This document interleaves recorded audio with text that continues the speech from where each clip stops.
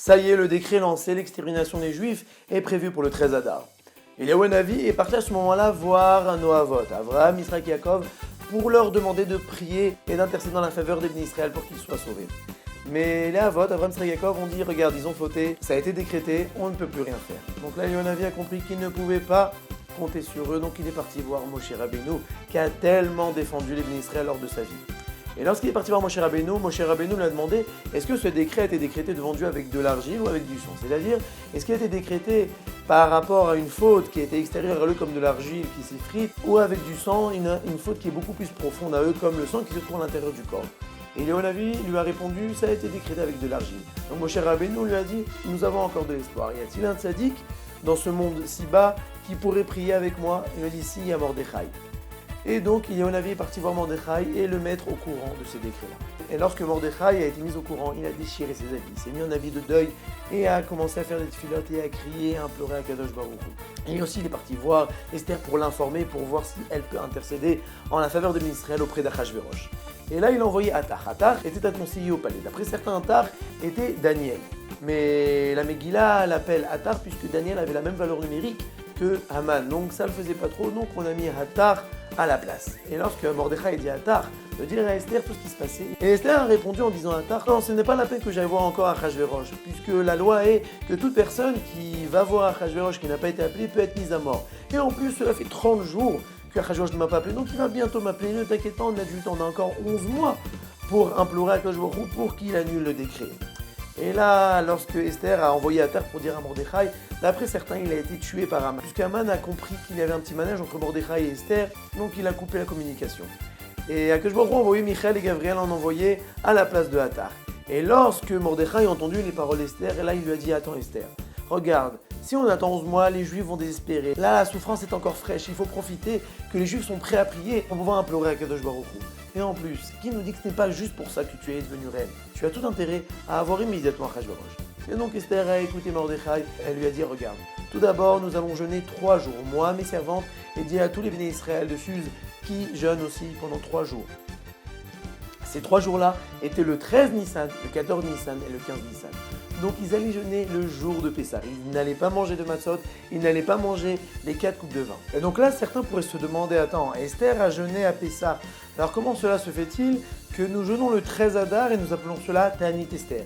Ben, en fait, c'est une erreur commune que les gens croient que le Ta'anit Esther, c'est parce que Esther a jeûné. Non, on ne jeûne pas parce que Esther a jeûné. On jeûne parce que le jour du 13 Adar, qui était le jour du décret, les Juifs ont dû quand bien même jeûner pour implorer la pitié d'Akadosh Baruch Hu. De même, nous aussi, ce jour-là est un jour qui est apte à la prière et qui est apte à la tchouva. C'est pour cela que nous jeûnons aussi. Alors là, ouvrons une petite parenthèse. Imaginez-vous les Juifs qui ont été au michté d'Achashverosh et n'ont pas écouté Mordechai. Et d'après certains commentateurs, pendant 9 ans, ces mêmes personnes-là ont nargué Mordechai en lui disant « Regarde, tu voulais pas aller au michté, mais nous sommes partis au michté, nous avons fait des super connaissances, nous avons fait des super liens, on a des copains ministres et des copains haut placés. Et grâce à cela, nous avons réussi à avoir des synagogues, des yeshivot, et toi, tu ne fais rien. » Pendant 9 ans, ils l'ont nargué. Et après 9 ans, et que Haman est devenu très haut placé, tout le monde se prosterne et Mordechai ne se prosterne pas et le nargue. Et après, à cause de cette humiliation, Haman a décidé de tuer tous les Juifs. Et là, les Juifs entendent que Mordechai, qui a prouvé la cause du décret, vient leur dire, vous savez, c'est à cause de vous, c'est parce que vous avez participé au michté d'Achashverosh que Akadosh Baruch Hu a fait cette punition. Donc nous allons annuler Pessah. Et là, ils auraient pu dire, attends, 2 minutes, c'est à cause de toi d'abord, et en plus, tu veux nous annuler une fête de la Torah? Tu es un peu fanatique sur les bords. Eh bien non, ils n'ont pas dit ça, ils ont cru à 100% Mordechai. Et ça, c'est un grand mérite pour eux. Bien qu'après, ou extérieurement, tout était de la faute de Mordechai, ils ont compris où était leur faute et ont écouté leur rave qui était Mordechai. Et donc après que Mordechai a décrété, ces 3 jours-là, ils ont jeûné, ils ont prié dans les rues, ils ont sorti les sifrei Torah, ils ont fait tchouva, ils ont fait la tzedaka, ils ont fait tout ce qui était en leur pouvoir pour implorer la pitié d'Akadosh Baruch Hu. Donc après ces 3 jours-là, Esther a décidé de rentrer dans le palais d'Achashverosh. Et avant de rentrer dans le palais d'Achashverosh, elle a fait une longue prière pour pouvoir implorer la pitié d'Akadosh Baruch Hu. Et elle est rentrée. Parlons d'une femme de 75 ans qui a jeûné 3 jours et nuits. Donc elle devait être dans un état assez lamentable. Et lorsqu'Achashverosh l'a vue, il était très énervé, il s'est dit attends, mon ex-femme, je l'appelle, et elle vient pas. Celle-là, elle vient alors que je l'appelle pas. Je vais la tuer sur le champ. Mais Akadosh a fait un miracle qu'elle a trouvé grâce aux yeux d'Achashverosh. Et Achashverosh lui a tendu le sceptre pour lui accorder sa grâce. Il lui a dit qu'est-ce que tu veux ma reine? Et là Esther lui a dit je veux juste t'inviter à un michté, à un festin que j'ai organisé aujourd'hui pour toi et Haman. Pourquoi a-t-elle fait ça? D'abord, elle s'est dit déjà, autour d'un michté, il va peut-être plus m'écouter. Deuxièmement, là, je viens d'avoir la vie sauve, je suis un peu limité dans mes demandes de sauver les vies. Troisièmement, si j'invite Aman, ça va peut-être le rendre un peu jaloux. Et quatrièmement, moi-même j'ai besoin un peu de force. Et en plus, je vais inviter Aman comme ça, s'il va annuler le décret, au moins qu'il soit à disposition et qu'il ne faudra pas l'appeler, que peut-être Achashverosh va retourner sa veste. Après cette invitation, Achashverosh a ordonné immédiatement que Aman vienne au festin. Aman est très content qu'il ait été invité, mais a quand même des petits soupçons. Et là, Achashverosh lui redemande, mais que veux-tu, ma reine? Et là, Esther lui dit, je voudrais que tu viennes à Michté et que j'ai préparé en ton honneur et en l'honneur d'Aman. Donc déjà, elle a rajouté l'honneur d'Aman. Ça a tilté un peu Achashverosh, ça l'a rendu encore un peu plus jaloux. Et ça a rendu encore plus fier Aman. Et en plus, elle rajouta que demain, t'inquiète pas, je t'annoncerai de quel peuple je fais partie. À la sortie de ce festin, Aman était super content. Non seulement je suis haut gradé, j'ai les faveurs du roi, même j'ai les faveurs de la reine. Et lorsqu'il sortit, il rencontra Mordechai.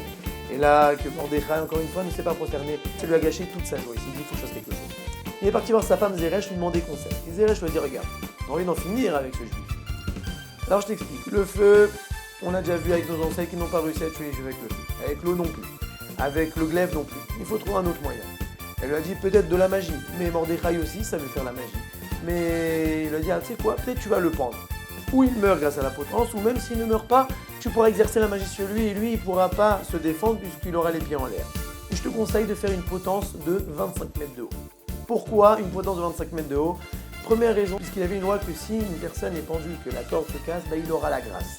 Et là, si la corde se casse à 25 mètres de haut, même s'il a la grâce, il ne pourra pas s'en sortir, donc il voulait le tuer à coup sûr. Deuxième raison, Aman voulait pouvoir contempler Mordechai pendu lors de son michté, lors de son festin Achashverosh, donc il voulait que ce soit très très haut et qu'il puisse le voir de loin. Et une autre raison aussi, parce que ses astrologues lui avaient dit que Mordechai sera plus grand que lui, donc il s'est dit, bon, je vais accomplir cette vision et je vais faire que Mordechai soit, oui, plus haut que moi. Et une autre raison aussi, c'est pour bien montrer qu'est-ce qui arrive à celui qui déshonore Aman. Et donc Aman s'est mis à construire la potence de 25 mètres de haut qui était destinée pour Mordechai, mais qui va bientôt se retourner contre lui.